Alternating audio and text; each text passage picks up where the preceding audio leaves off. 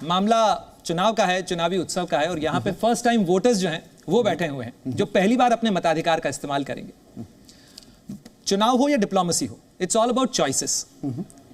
अगर मैं पहला सवाल आपसे पूछूं, आपने अपना पहला वोट कब डाला? सर्विस में आने के बाद या पहले? नहीं, मैं सर्विस के पहले, मैंने पहला वोट मैंने 1977 में डाला। उस समय मैं दिल्ली में था, जेएनयू में था, जेएनयू में पढ़ रहा था।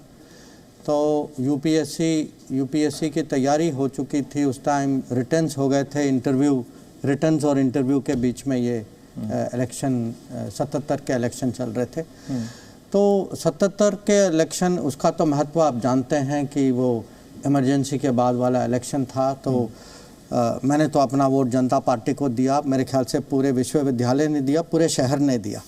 तो उस समय ये मेरे लिए वो पहला वोट जो था ना, अभी भी मुझे याद है, क्योंकि हमें लगा कि देश के सामने वो चुनौती उस समय लोकतंत्र की थी कि डेमोक्रेसी को हम बचा पाएंगे या नहीं।